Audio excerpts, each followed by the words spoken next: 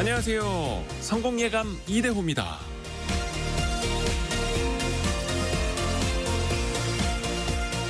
많은 사람들이 자신의 약점을 보완하는 데 많은 시간과 노력을 들입니다. 하지만 경제적, 심리적으로 보면 약점을 강점으로 개발하려는 노력은 너무나 비효율적인데요. 축구에서 수비수가 골 결정력을 높이려 한다거나 야구에서 변화구의 달인이 강속구에 도전하는 것처럼 말이죠. 외려 약점을 강점으로 만들려다가 에너지를 낭비하고 좌절해버리거나 있던 강점마저 약화될 수도 있습니다. 나의 장점을 최대한 발휘하려면 당연히 나의 강점으로 승부하는 게 효율적인 거죠. 그럼에도 주변과 비교하느라 획일적인 기준에 맞추느라 자신의 약점을 부끄러워하고 이를 보완하는데 불필요한 에너지를 소모합니다. 약점은 그게 뭔지 내가 알아차리고 약점을 보완하더라도 관리 가능한 수준까지면 충분합니다. 그 시간에 자신의 강점을 극대화하는 데 투자해 보시죠. 남보다 우세하거나 더 뛰어난 점, 어떤 일을 할 때 꾸준하게 좋은 성과를 낼 수 있는 능력, 여러분에게도 분명 강점이 있습니다. 성공예감 이대호입니다. 출발합니다.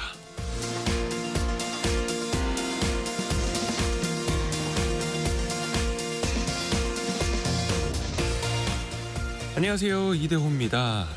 11월 11일 월요일, 일이 4개나 붙어있는 월요일, 또 심차게 한 주를 같이 출발을 해보시죠. 경제상식 퀴즈 나갑니다. 주말에 조금 좋지 않은 소식이 있었는데 어제 새벽이었죠. 포스코 포항제철소에서 큰 화재가 발생했습니다. 직원 1명이 화상을 입었고 5시간 만에 꺼졌다고 하는데 그 정확한 사고 원인을 파악하기 위해서 오늘 국과수가 감식을 벌일 예정이라고 하고요. 이번에 불이 난 곳은 1년에 최대 200만 톤의 이것을 생산할 수 있는 공장입니다. 철을 함유한 철광석을 녹여서 쇳물을 만들고 불순물을 제거하는 제강 공정을 거치는 산업. 이 산업을 두 글자로 뭐라고 할까요? 이 과정을 통해서 철근, 강철 등이 탄생을 하죠. 그 총칭, 뜻하는 그 두 글자를 맞춰주시면 됩니다. 짧은 문자 50원, 긴 문자 100원이 드는 샵 9730, 그리고 비용이 들지 않은 KBS 콩 열려 있고요. 추첨을 통해서 다양한 선물도 보내드립니다.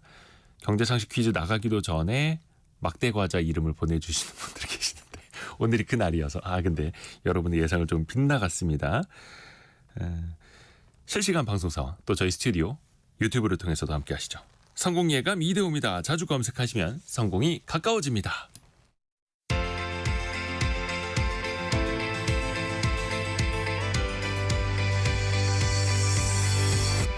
KBS 1라디오 성공예감 이대호입니다. 포철, 제철, 제련 등등의 오답도 많이 들어오고 있네요. 제철은 이제 철을 만드는 그 제조 과정이라고 생각하시면 되겠고요. 오늘 정답은 여러 가지 이 철강 제품들을 총칭하는 이게 두 글자. 우리가 뭐뭐 산업, 이렇게 부르기도 하죠. 자, 오늘의 경제 뉴스 들어보시죠. 해담 경제연구소 어예진 소장, 파이낸셜 뉴스 이환주 기자와 함께합니다. 안녕하세요. 안녕하세요. 자, 어예진 소장은 어떤 뉴스 준비했나요? 네, 내년부터 신용카드로 신차를 살 때는 지금 수준보다 훨씬 한도가 줄어들 전망입니다. 이 소식과 함께 트럼프 2기를 준비하는 정부와 우리 기업들의 움직임도 짚어보겠습니다. 네, 그리고 이환주 기자는요? 네, 온라인 불법 스트리밍 사이트 누누TV 운영자가 검거됐다는 소식 준비했고요. 또 최근 부동산 매물을 함께 도는 러닝크루 아니고 임장크루 관련 내용도 한번 살펴보겠습니다. 네, 자 어예진 소장에게 먼저 갑니다. 자동차 살 때도 할부 한도를 따로 점검을 할 필요가 있겠어요? 네, 지금 같은 경우에는 신용카드로 새 차를 구매할 때 이 대부분의 카드사들이 소득 심사를 통해서 최장 60개월 할부에 최대 1억 원에 달하는 특별 한도를 임시로 부여해서 구매를 지원을 합니다. 네. 여기서 이제 특별 한도라고 하면 왜 우리가 살다 보면 뭐 병원비가 갑자기 들어가는 경우도 있고 뭐 네. 경조사 때문에 돈이 많이 필요한 경우도 있잖아요. 그때를 대비해서 카드사가 한시적으로 한도를 상향 조정해 주는 걸 말하는데요. 자동차 구매를 할 때도 이 특별 한도가 부여가 됩니다. 신차 구매 시 많게는 나의 연소득의 3배까지 특별 한도를 부여하고 있습니다. 현재 국내에서 자동차를 구입할 때 이런 방식을 통해서 신용카드로 결제하는 비중이요. 절반이 넘습니다. 네. 한 52% 정도 되는데 자동차를 구입할 때 카드 할부를 이용하면 일단은 고객 입장에서는 일단 좋은 점이 DSR 기준이 반영되지 않는다는 점입니다. 즉 부채 항목에 잡히지 않는다는 거죠. 또 최저 5% 금리로 시작하는 캐피탈사에 비해서 자동차 카드 할부는 최저 3%에서 최고 5% 수준으로 상대적으로 비교를 하면 낮은 편입니다. 또 카드사 입장에서도 굉장히 큰 금액이 결제가 되니까 좋죠. 네. 그리고 장기 할부로 갚겠다 하는 경우에는 이자 수익도 챙길 수 있고요. 그리고 자동차 회사로부터는 또 가맹점 수수료도 받을 수 있습니다. 그래서 카드사들이 이런 통 큰 특별 한도를 제공해 온 겁니다. 그런데 가계부채 관리 방안 때문에 네. 이 자동차 할부도 이제 조금 더 여의치 않게 되는 거예요? 그렇습니다. 금융감독원 입장에서는 안 그래도 뭐 신용대출, 뭐 카드론, 현금 서비스 이런 대출이 급증한 가운데 네. 이렇게 신용카드 할부를 통한 신차 구매 같은 경우에는 DSR 기준이 반영되지 않으니까 이 빚을 갚을 수 있는 형편을 고려하지 않고 좀 느슨한 기준으로 영업을 하는 행태가 적절하지 않다고 판단을 한 겁니다. 그래서 특별 한도를 축소하는 안을 검토하고 이제 연소득을 고려해서 적정 수준으로 조절하는 기준을 마련하겠다 이런 방침인데요. 개인적인 생각으로는 이런 규제가 정말 어떤 서민들의 가계 부채를 좀 잡을 수 있을 것인가, 관리를 하는데 좀 도움이 될 것인가라고 생각을 했을 때 그러지 않을 가능성이 조금 있어 보인다. 이런 생각인데요. 왜냐하면 자동차를 살 수 있는 방법은 여러 가지가 있잖아요. 네. 근데 카드사 할부로 사야 하는 사람들이 만약에 이 방법이 한도가 줄어서 막혔다. 그러면 현금으로 사지 뭐 하지는 않을 거 아니에요. 그러면 그렇다고 이제 은행에서 뭐 DSR이 반영이 되는 뭐 오토론 같은 대출을 받아서 사지도 않을 겁니다. 왜냐하면 이렇게 되면 다른 대출을 받는 데는 한도가 줄어드니까 예를 들어서 내가 또 집을 사야 된다. 어떻게 주담대를 받아야 된다 할 경우에는 또 안 좋아지고요. 어찌됐든 전체 비율에 다 포함이 되니까. 네. 그러면 또 다른 방법은 그럼 뭐 캐피탈이나 아니면 렌트 리스 이런 것들인데 또 이런 것들은 그 이자가 높거나 아니면은 뭐 리스사 마진 같은 것들이 더 얹어진 비용이 있기 때문에 추가적으로 더 나가게 되는 돈이 더 나가게 되는 상황이 올 수도 있어서 이게 얼마나 효과적일지는 개인적으로는 지금으로서는 좀 알기 어렵지 않을까 그런 생각이 듭니다. 하여간 여기도 맞고 저기도 맞고 가계부채가 급증하지 않기 위해서 조이고 있는데 결국 사람들은 어디론가 돈을 빌리러 떠나지 않습니까? 그 네. 구멍을 찾게 되고요. 제2금융권 대출도 다시 점검한다고요. 그렇습니다. 1금융권 가계대출은 대출 규제 강화 영향으로 지난달에 급격하게 줄어들긴 했습니다만 예상했듯이 2금융권의 신용대출이 늘어나는 풍선 효과가 나타났습니다. 하지만 금융당국은 1금융권에 이어서 2금융권까지 규제할 경우에 자칫 이 취약계층의 급전 창고를 막을 수 있다 이런 우려 때문에 섣불리 나서지를 못했죠. 그렇죠. 네, 근데 2금융권이 막혀버리면 이제 좀 시민들이 배보다 배꼽이 더 큰 이자를 감당할 수밖에 없어지니까 자꾸 더 외진 곳으로 가게 되니까. 그런데 최근 2년간 6천억에서 7천억 원 수준을 이어오던 2금융권의 월별 신규 대출 증가액이 지난달에 1조 5천억 원으로 급증하면서 야 이대로 방치했다가는 가계대출 관리 효과가 반감할 거다 이런 지적이 나왔습니다.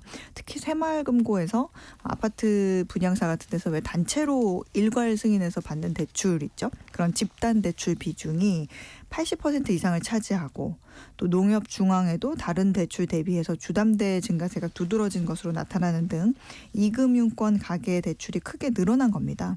금융당국의 대책이 그래서 한 발 늦었다 이런 얘기가 시장에서 나오는 게 그런 이유인데요. 금융당국은 이번 주에 현장 점검을 하고 또 금융사들에게 이달과 다음 달 가계대출 관리 목표치를 받아가지고 이걸 준수하도록 권고하는 방안을 또 우선 검토할 계획입니다. 대출 수요를 대출 공급을 죄는 방식으로 네. 수요를 같이 막아보겠다라는 관리 방안. 일단 금융 소비자들은 또 대출 갈아타기 서비스도 많이 또 이용을 하고 있죠. 네, 그렇습니다. 지난해 5월에 그 원스톱 대출 갈아타기 서비스가 시작된 한 1년 5개월이 지났는데요. 그간 29만 명의 서비스 이용자가 기존 대출을 더 낮은 금리로 바꿨습니다. 이에 따라서 평균 대출 금리가 약 1.53%포인트 하락을 했고 1인당 연간 약 176만 원, 총 16조 원 정도의 이자를 절감한 것으로 나타났습니다. 내년부터는 은행 중도 상환 수수료도 많게는 절반 가까이 줄어들면서 주담대의 경우에는 0.6에서 0.7% 수준까지, 신용대출은 0.4% 수준까지 수수료 부담이 줄어들 전망입니다. 이에 따라서 연간 중도 상환 수수료 부담은 3천억 원에서 절반 수준인 1,500억 원으로 낮아질 것으로 기대가 됩니다.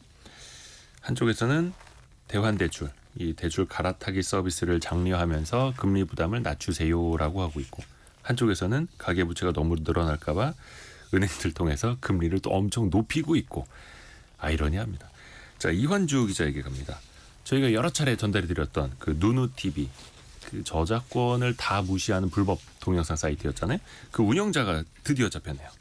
예, 그 누누TV는 그 OTT 등에서 이제 유료 결제를 하고 볼 수 있는 다수의 컨텐츠들, 예를 들면 영화, 드라마 같은 컨텐츠 등을 불법으로 무료로 볼 수 있는 사이트였는데요. 네. 주로 불법 도박 사이트 배너 광고로 수익을 얻었습니다. 뭐 예를 들면 넷플릭스 같은 주요 OTT에 대작이 공개되면 이 사용자가 몰리면서 광고 수익이 늘어나는 구조였는데요. 더 글로리 파트 2 공개 당시에는 한 달에 1,000만 명 정도가 이용했다고 하니까 얼마나 많은 사용자가 이용했는지 알 수 있고요.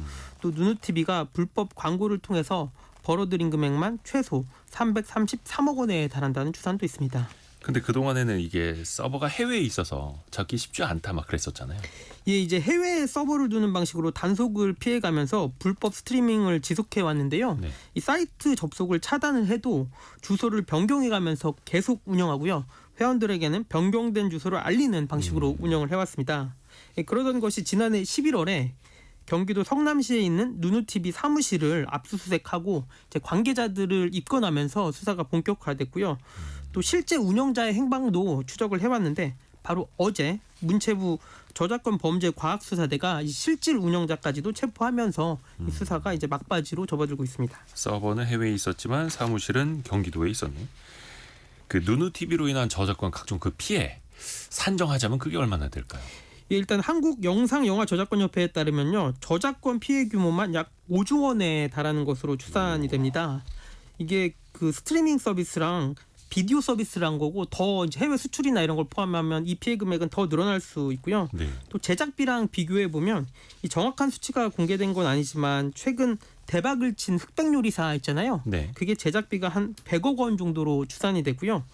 오징어 게임 시즌 1의 제작비가 한 250억 원 수준이거든요. 그러니까 그동안 피해를 본 5조 원이 오징어 게임 200편을 만들 수 있는 금액입니다. 실제로 막대한 제작비를 투입한 영상들을 공짜로 볼 수 있으니까 제작자 입장에서는 큰 손해를 볼 수밖에 없습니다. 또 누누TV의 불법 콘텐츠 문제는 꾸준히 지속돼 왔는데요. 네. 이 정치권에서도 일명 누누TV 방지 3법을 발의하기도 했습니다. 이 어떤 내용이냐면 불법 스트리밍 사이트에 대한 규제를 강화하고 아까 말씀드린 333억 원 수익 있잖아요. 이 불법 수익까지 환수하는 등 처벌 방안을 마련한 방안입니다. 이게 발의는 되는데 네. 아직 뭐 시행이 되거나 그런 건 아닙니다. 자, 어혜진 소장에게 갑니다. 두 번째 소식. 트럼프 행정부 2기, 네. 2기 출범 앞두고 누구가 이제 트럼프랑 친하느냐, 어디가 인맥이 있느냐, 뭐 정부도 그렇고 기업들도 분주하죠. 네, 그렇습니다. 일단은 어제 윤석열 대통령이 경제안보점검회의에서 경제부총리를 컨트롤 타워로 하는 금융통상산업 3대 분야 회의체를 즉시 가동하라 이렇게 지시를 했습니다. 네. 기업 관계자들을 직접 만나서 업계와 소통하고 우리 국민과 기업들이 해외 시장에서 활동하는 데 지장이 없도록 잘 뒷받침하라는 말을 전했고요. 이와 별도로 국내 기업들은 각자 나름대로 이제 현지 인맥과 대관 조직 등을 활용해서 트럼프 쪽의 줄대기를 강화하는 모습입니다. 이게 지난 2016년에 트럼프 대통령이 당선됐을 당시에 누구도 예상을 하지 못했기 때문에 갑자기 그냥 인맥이 없어가지고 당황을 했었던 그 학습 경험이 있어가지고 그때 이후로 민주당도 그렇고 공화당 쪽도 그렇고 인맥 관리를 우리 기업들이 굉장히 신경을 써왔다 이런 얘기가 있거든요. 그래서 삼성과 SK, LG, 현대차 그룹 등 4대 그룹은 글로벌 대관 조직이 별도로 있는데 이 조직들을 강화해서 현지 사무소와 조직을 활용을 하고 있습니다. 인맥 구축에도 발벗고 나서고 있는데요. 현대차는 과거 미국 국방부 법제처 차관보를 워싱턴 현지 정부 업무 담당으로 영입하는가 하면 또 LG그룹은 트럼프 1기 당시에 백악관 비서실 차장을 워싱턴 사무소장으로 그리고 삼성전자는 전 주한 미국 대사를 북미 법인 부사장으로 영입해서 정부와의 인맥을 연결을 하고 있습니다. 트럼프 1기 행정부랑 좀 관계 있는 사람들을 또 기업이 미리미리 사전 포섭을 했던 것도 있네요. 이게 사실 비즈니스이긴 한데 어찌됐든 간에 사람이 하는 일이니까. 네. 또 이렇게 공개적으로 인맥을 통하는 사업들 기존에도 많았을까요? 사실 뭐 우리나라에서도 공식적으로 뭐 그 분야의 인맥이 넓은 사람, 뭐 영향력을 줄 수 있는 뭐 정통한 인물들을 굉장히 많이 영입을 하죠, 기업에서. 어찌 보면 그게 당연한데 미국은 좀 더 대놓고 내가 정부의 인맥을 통해서 어떻게든 좀 혜택을 보겠다, 손해를 보지 않겠다 이런 모습을 보이죠. 근데 이게 가능한 거는 그 표현의 자유가 법적으로 좀 명시되어 있기 때문입니다. 그 프리덤 오브 스피치라고 해가지고 표현의 자유를 요게 뜻하기는 하는데 이 표현의 자유 안에는 돈을 내는 것, 네. 즉 기부나 후원을 하는 것도 표현의 자유에 속합니다. 내가 기부했다. 네. 누구를 지지한다. 이런 네. 식으로요. 그래서 상당히 큰 금액을 당당하게 문서화해서 로비를 하는데요. 그 미국 상원 웹사이트에 가면 어떤 기업이 어떤 의원에게 얼마의 금액을 로비하면서 구체적으로 어떤 내용을 좀 봐달라 이렇게 로비를 했는지 이게 로비 리포트를 통해서 확인을 할 수가 있어요. 그래서 그 로비스트를 비롯한 로비 단체가 굉장히 활성화가 되어 있고 그 숫자로만 따지면 한 5만 개가 넘습니다. 네, 미국에서 그래가지고 총기 사고가 아무리 많이 터져도 그 총기 규제가 잘 안 되는 거는 전미 총기 협회가 매년 거의 뭐 한 30억 원이 넘는 금액을 이제 주로 공화당 의원들에게 후원하기 때문이기도 하죠. 근데 최근에는 또 이제 이에 맞서서 총기 규제 시민단체가 또 생겨나가지고 이제 시위를 키우는 게 아니라 맞서서 전미 총기 협회랑 맞서서 로비 규모로 오히려 더 키우고 있어요. 우리나라도 미국에서 공식적으로 또 로비를 그래서 합니다. 국가 차원에서 외교부가 또 로비를 하고요. 앞서 말씀드린 것처럼 기업 차원에서도 합니다. 주로 뭐 로비스트, 로빙펌이라고 해서 이런 것들을 고용해가지고 정치인들에게 간접적인 후원을 하고 있습니다.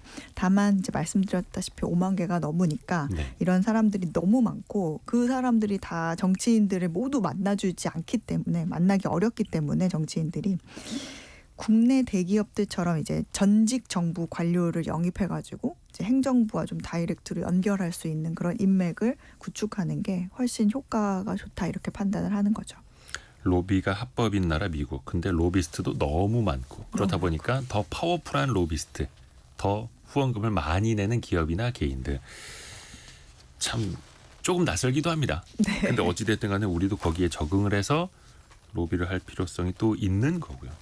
그 트럼프 후보의 당선이 확정되면서 이제 미국에 있는 주요 기업 CEO들도 당선 축하 메시지를 보냈었잖아요. 네. 뭐 테슬라의 일론 머스크는 100% 트럼프만 지지해서 좀 유명세를 탔고 또 아마존의 제프 베조스도 그 다음에 SNS에 축하 메시지를 보냈고 그다음 메타의 저커버그 그 애플의 팀 쿡이 좀 늦게 올렸다고 하는데 네. 이 트럼프 당선자 같은 경우에는 이런 것도 기억해 뒀다가 그 나중에 기업들에게 그 베네핏을 줄 때 고려를 한다라는 소문이 있더라고요. 약간 사람 마음이 좀 삐질 수도 있고 또 고마워할 수도 있는 거고요. 예. 전미 총기협회에서 매년 로비로 쓰는 돈만 우리 돈은 3천억 원이 넘는다고요. 어마어마합니다. 자, 이환주 기자가 준비한 두 번째 소식 들어볼게요. 요즘에 러닝 크루가 많다고 하는데 같이 이제 조깅 모여서 하는 사람들 이제는 임장 크루도 있습니까? 임장 크루? 예, 그 발로 뛰어서 돌아다니면서 이제 보는 걸 임장이라고 하는데요. 부동산 보는 거. 예, 맞습니다. 요즘 여러 명이서 임장을 하는 임장 크루가 유행하고 있습니다. 네. 이 SNS를 통해서 그룹을 만들고요. 뭐 신혼부부 등으로 위장을 해서 임장을 다니는 건데요. 예, 실제로 오픈 채팅방에 임장을 검색하면 수백, 수천 개의 게시글이 나오는데 부동산 초보, 뭐 수도권 도장 깨기, 한 달에 2번 주말 오전에 모여요. 뭐 이런 연관 검색어가 나옵니다. 특히 임장 모임 같은 경우에는 강남 임장, 용산 임장 등 지역을 특정한 소규모 모임부터요. 서울 곳곳을 다니는 1,000명 이상의 모임까지 다양합니다. 이런 대규모 모임 같은 경우에는 일정 맞는 사람들끼리 조각을 만든다고 하는데 네. 그때그때 모여서 임장을 가는 형태고요. 주로 주말에 조를 짜서 한 단지에 공인중개사무소를 방문하고 이제 방문한 다음에 카페 등에 모여서 입지, 주거 환경, 이 투자 가치 등을 두고 이야기를 나누는 방식입니다. 이 임장 크루들은 아직은 이 주택을 실제로 사려는 실수요자라기보다는 사전 학습, 주택 구매 예습을 하는 일이 많아서 20대나 30대가 많은 상황이고요. 또 혼자서 집을 보기에는 좀 주저가 되거나 이 미혼이더라도 임장 모임을 통해서 이 부부처럼 연기하고 이 재테크 공부도 할 겸 집을 보러 다니는 것을 이제 동호회처럼 재미도 있고 재테크도 한다라는 의미로 좀 유행을 하고 있습니다. 부부처럼 연기도 한다고요? 예, 맞습니다. 왜냐하면 집을 보여줄 때 신혼부부가 아니고 실수요자가 아니면 잘 안 보여주려고 하거든요. 이거 누군가한테 분명히 민폐가 될 수도 있겠는데요, 이거. 예, 맞습니다. 이 임장 모임이 최근에는 유행처럼 번지고 있는데 예. 이 공인중개사들의 불만 실제로 나오고 있습니다. 이 매물에 대해 설명하고 집도 보여주느라 시간도 쓰고 하는데 예. 실제로는 살 의사가 없는 사례가 많다 보니 헛수고만 하게 되는 일이 늘었기 때문인데요. 네. 그래서 일부 공인중개사들은 특정 매물을 보고 오는 게 아니라면 이 대화해보고 실수요자가 아니라 임장적으로 보이면 이 물건이 없다라고 하면서 그냥 돌려보내는 경우도 있다고 합니다.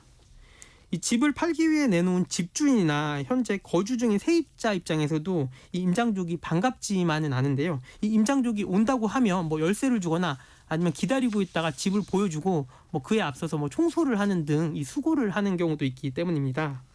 또 하지만 근데 일부 임장족 같은 경우에는 이 시장에 매물을 내놓는 순간에 그 물건 누구나 볼 수 있는 거 아니냐. 그리고 내가 나중에 이 집 살 수도 있으니까 잠재적인 고객이다. 뭐 이렇게 얘기를 하는 경우도 있다라고 합니다.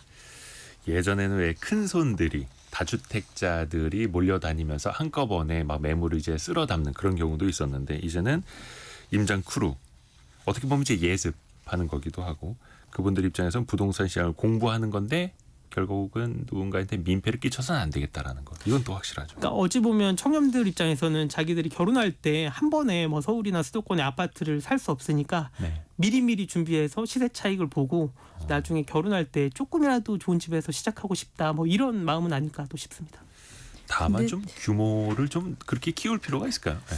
그런 말씀도 맞는데 어쨌든 집은 사실 보면 볼수록 늘거든요. 보는 안목이. 아, 안목이. 예, 그래서 사실은 이게 불필요한 행동은 아닌데, 예, 저도 민폐는 끼치지 말아야죠. 이게 좀 왜 이렇게 몰려다니는 걸 좋아하지? 자, 파이낸셜 뉴스 이환주 기자 그리고 해담경제연구소 어예진 소장 함께했습니다. 고맙습니다. 감사합니다. 감사합니다.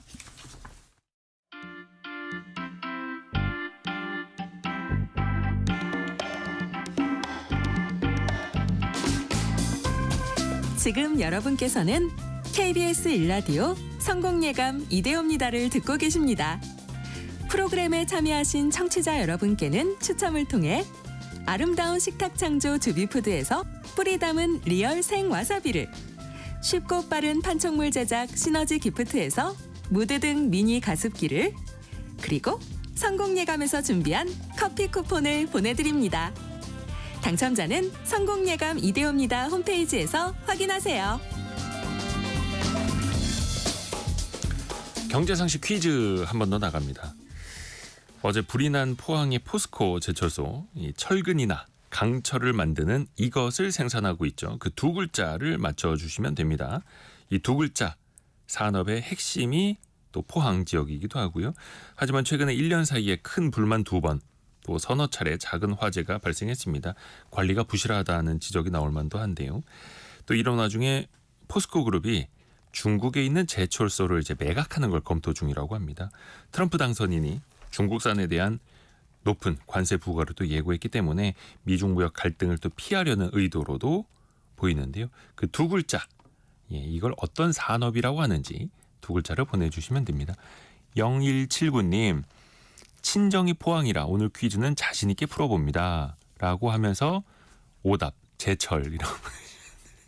예, 제철은 오답이고요. 강유희님, 이 산업 현장에 사고 소식이 들려오면 마음이 무거워져요. 힘든 일들 하시는데 안전한 환경이 확보되면 좋겠습니다. 라고 의견도 주셨고요.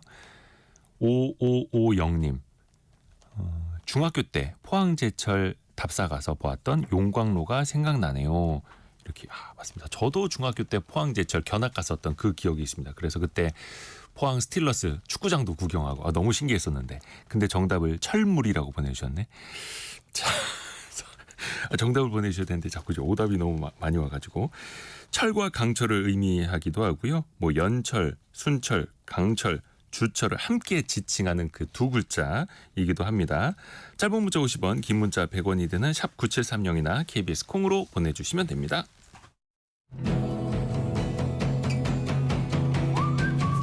오늘의 움직임에 주목하고 세상의 흐름을 놓치지 않습니다.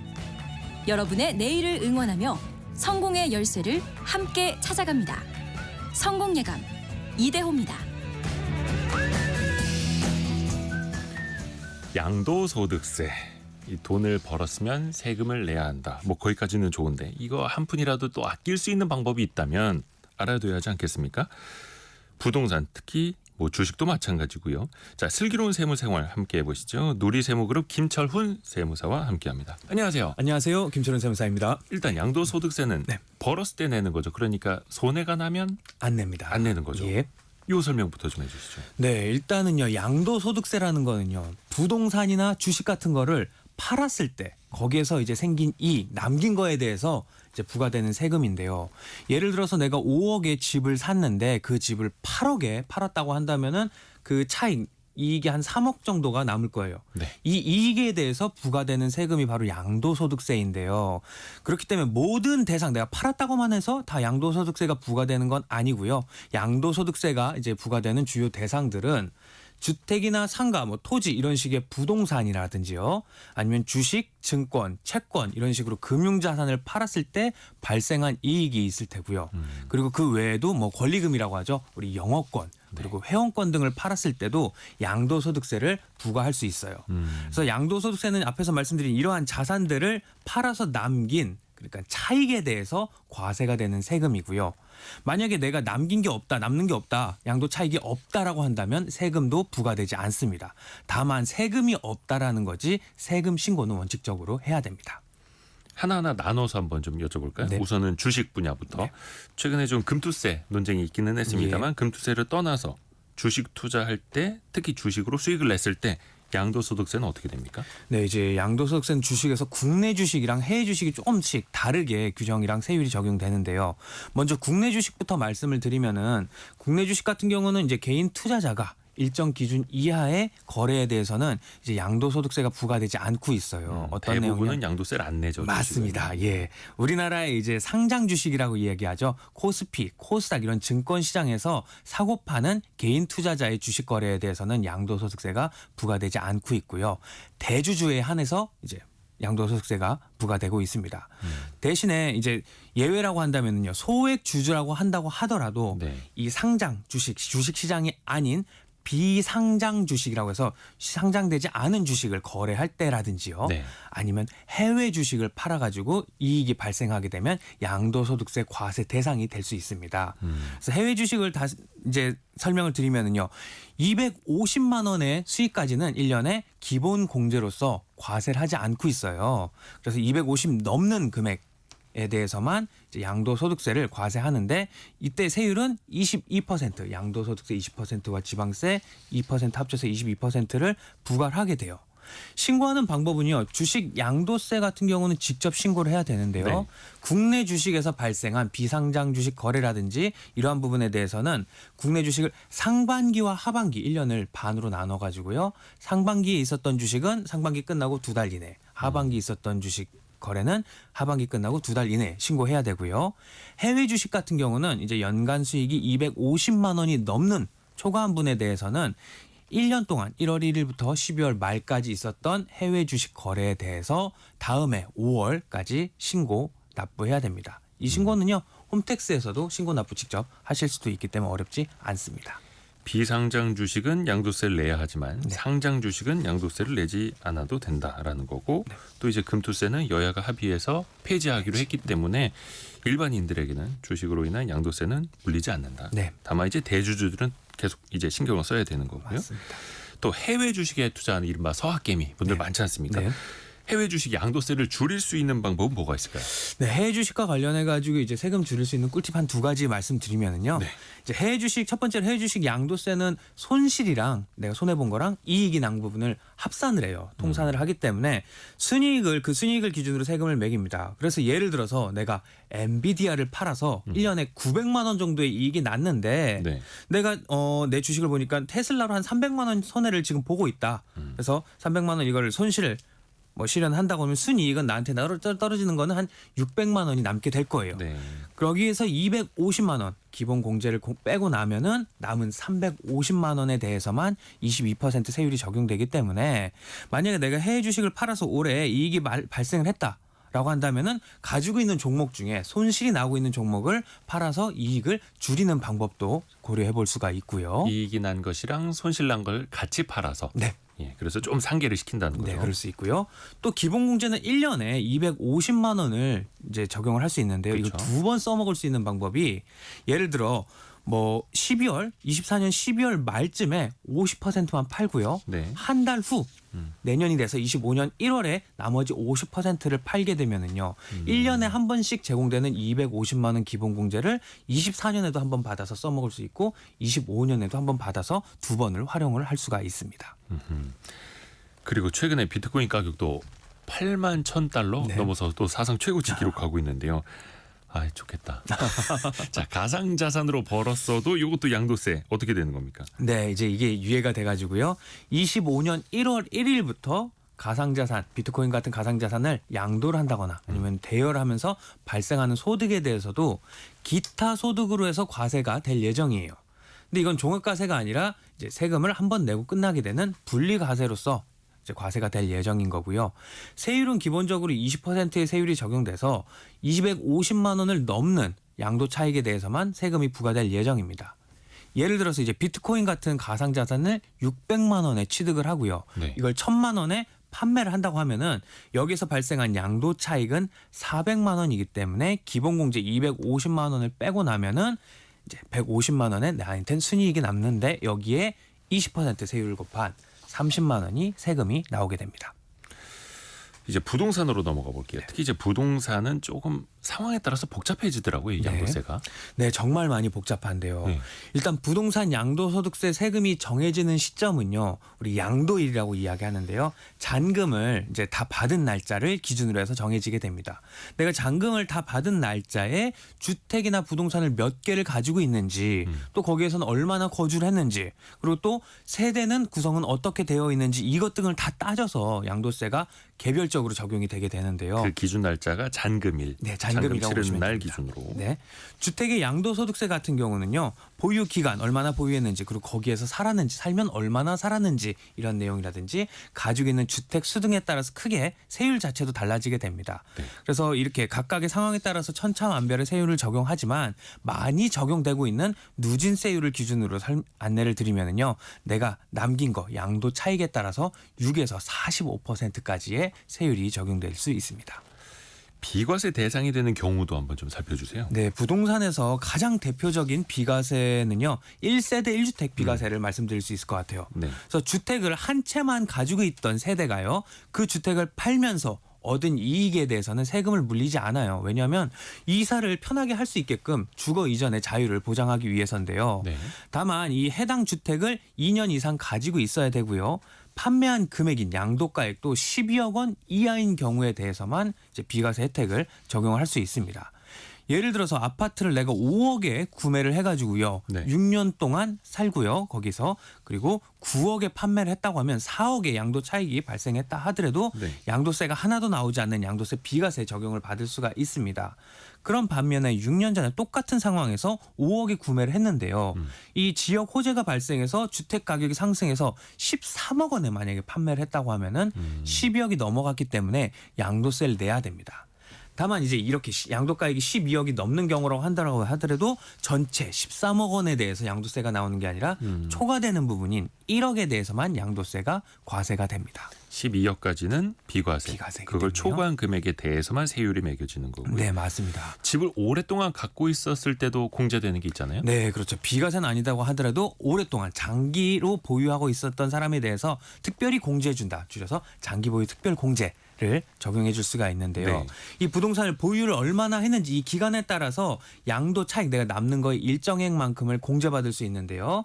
뭐 설명을 드리자면 일반 부동산 같은 경우는 3년을 보유했을 때부터 이제 이 혜택을 받을 수가 있어요. 6%부터 시작을 해서 매년 2%, 2%가 추가로 적용이 돼가지고요. 최대 15년 이상을 보유하게 되면 30%까지 공제를 받을 수가 있고요. 네. 또 1주택을 보유한 세대가 양도가액 10억이 넘는 부분에 대해서는 과세된다고 했잖아요. 네. 이때도 마찬가지로 보유기간 그리고 거주기간으로 나눠가지고 각각 40%의 한도를 공제를 받아서 최대 80%까지 장기 보유 특별 공제를 받을 수가 있습니다. 그리고 당연히 나는 1주택자여서 네. 이거 부동산 집을 팔아도 양도세 안 내겠지 했었는데 나도 모르게 또 세금 폭탄 맞는 경우도 있더라고요. 네, 실제로 엄청 많이 발생하고 있습니다. 이제 양도소득세는요, 부동산 가격에 대해서 세금이 매겨지기 때문에 네. 그 금액 자체가 커요. 그래서 가산세를 맞아도 큰 금액을 맞게 됩니다. 가산세만 몇 억이 발생하는 경우도 정말 많이 있는데요. 조금 전 말씀드린 가장 큰 혜택인 1세대 1주택 비과세를 예를 들면요. 1세대 1주택 비과세 혜택을 적용하기 위해서 고려해야 될 상황들이 많이 있는데요. 그중에 대표적인 게 이제 내가 주거용으로 사용하지 않았는데도 불구하고 그게 주택이어서 주택으로 넣어서 나중에 밝혀져서 가산세를 맞는다거나요. 아니면 2년 이상 보유를 해야 되는데 이걸 확인하는 과정에서 봤더니 하루가 모자라가지고 2년에서 하루가 빼져서 이제 가산세가 맞는 경우들이 있기 때문에 아이고, 이러한 세법 적용할 때는 주의가 반드시 필요하게 됩니다. 꼼꼼하게. 네. 그리고 왜 우리가 이제 비용 처리한다고 하지 않습니까? 비용으로 쓴 것들은 나중에 네. 일부 세금에서 이제 공제 처리가 될 텐데 네. 부동산도 부동산 양도세에서도 비용 처리가 되는 게 있어요. 네, 이것도 자주 들어오는 질문인데요. 네. 부동산과 관련해서 사용한 지출 필요 경비에 따라 가지고 이제 양도소득세도 줄어들 수가 있어요. 여기에 가장 큰 원칙은요.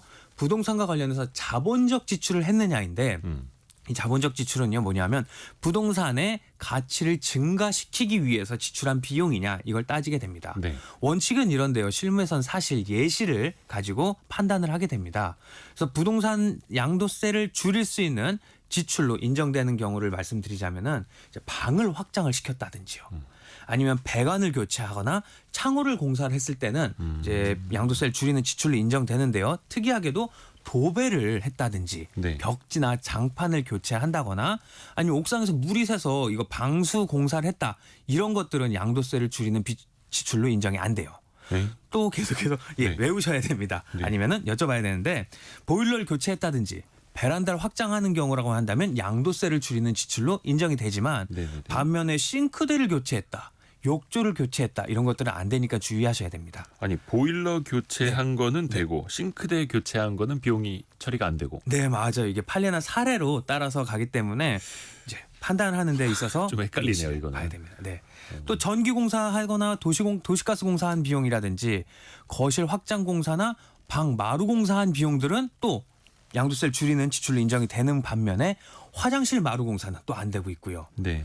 네, 주방 교체를 한다든지 이런 식으로 리모델링을 하는 공사비 또는 건물을 증축을 할 때 붙박이장을 설치를 한다거나 이렇게 타일 공사비처럼 이렇게 부동산의 가치를 증가하기 위한 비용들로 지출했다고 한다면 양도세를 줄이는 지출로 인정돼서 양도소득세를 줄일 수가 있어요.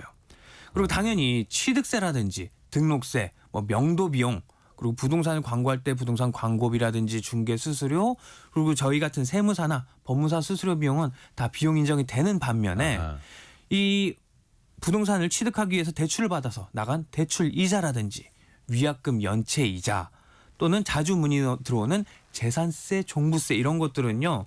이제 부동산 양도세를 줄일 수 있는 지출로 인정이 안 되고 있으니 주의하시기 바랍니다.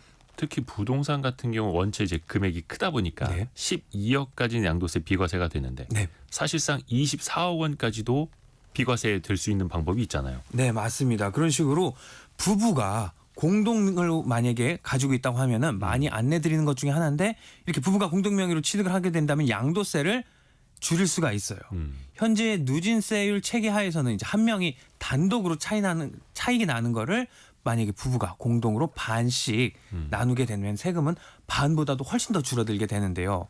예를 들어서 남편이 단독 명의로 두 채의 아파트를 가지고 있는데 이 중에 하나인 이 아파트 한 채를 양도하게 되면서 1억 5천만 원의 이익이 났다라고 하면은요. 세율은 35%를 적용받아서 예를 들어 약 3,400만 원의 양도세를 내야 되는데요. 예. 이걸 부동산 취득을 할 때 애초에 부부 공동 명의로 만약에 했다고 한다면 각각 2분의 1씩 지분을 갖게 되어서 24%의 세율이 적용돼서 1인당 1,200만 원 합쳐서 총 2,400만 원의 세금이 나오게 돼서 부부 공동 명의를 통해서 세금을 1,000만 원 정도를 줄일 수가 있습니다. 그래서 대부분 고가 주택은 부부 네. 공동 명의로들 하시죠. 맞습니다. 그리고 또 한 가지 설명을 드리면 이혼을 하면서 네. 부동산을 줄 때 위자료 성격으로 주게 되면 양도세가 과세가 되고요. 네네. 이걸 재산 분할의 성격으로 주게 되면 세금이 하나도 안 나오게 되는데요. 네.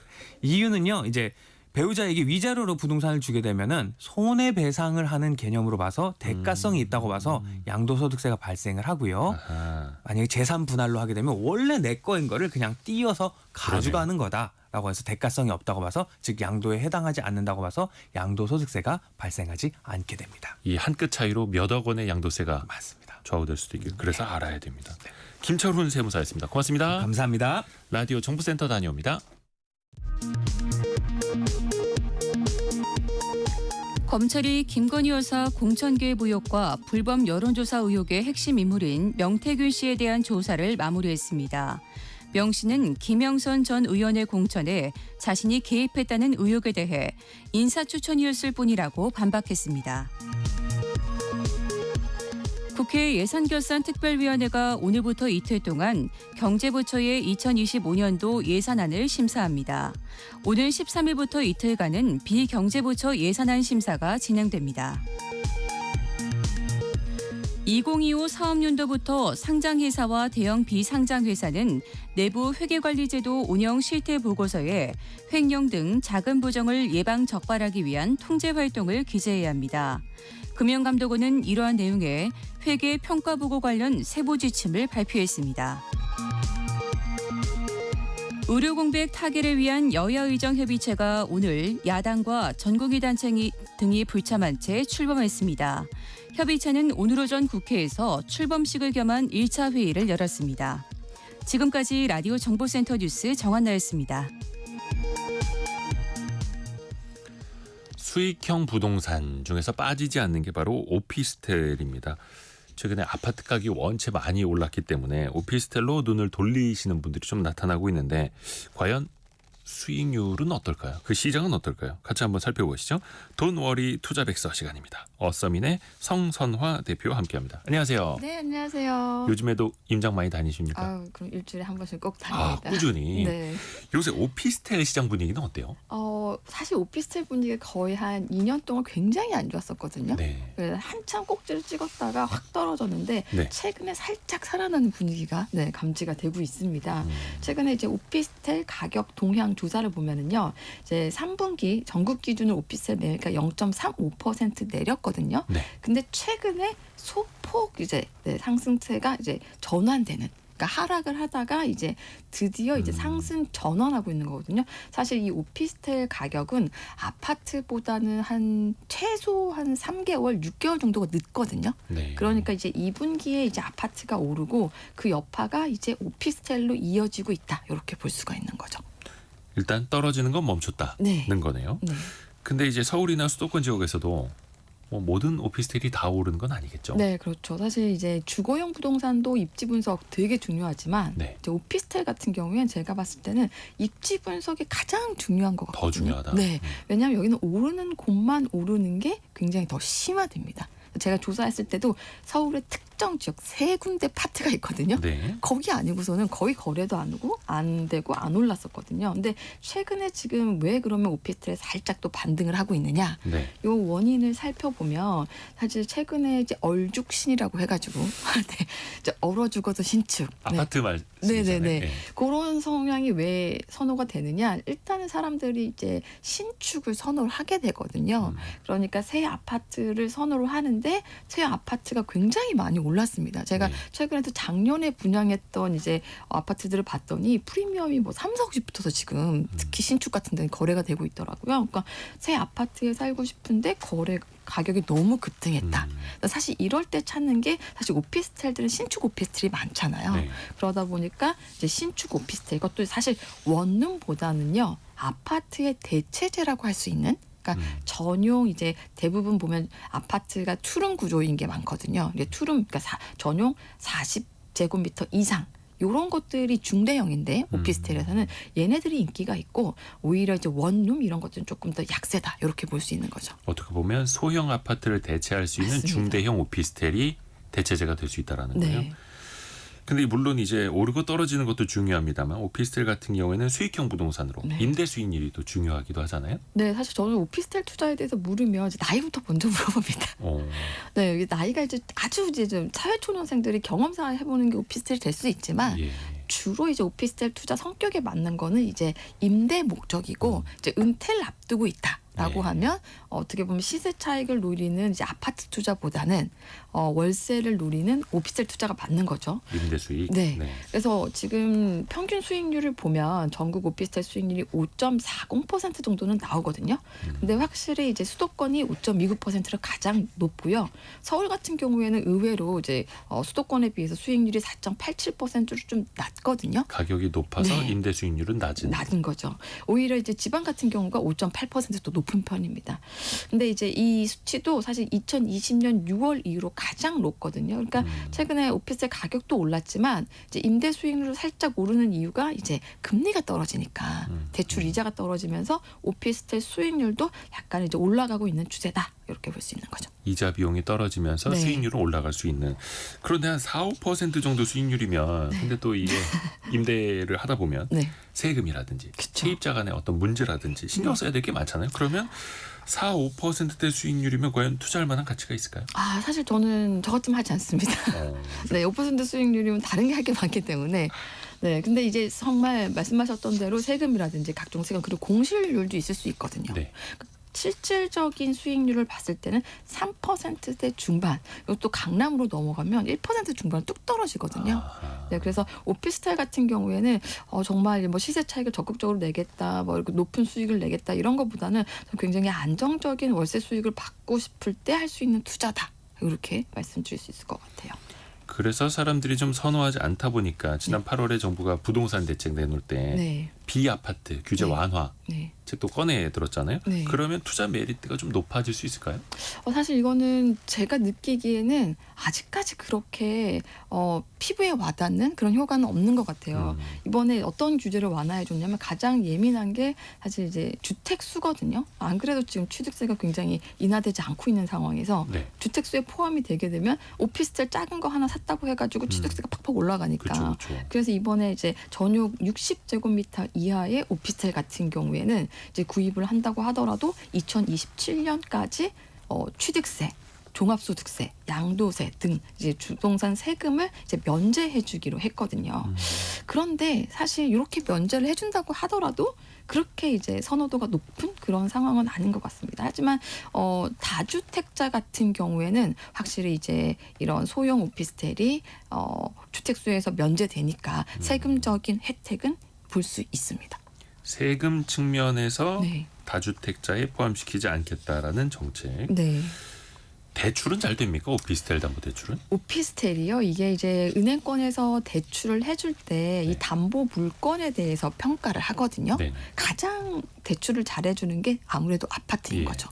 그리고 일단 LTV를 잡을 때도 이제 담보 평가라고 하잖아요. 그 평가도 굉장히 높게 나오고요. 아파트는? 그렇죠. 근데 이제 오피스텔 같은 경우에는 이 시세 대비 담보를 평가했을 때 조금 낮게 나오고요.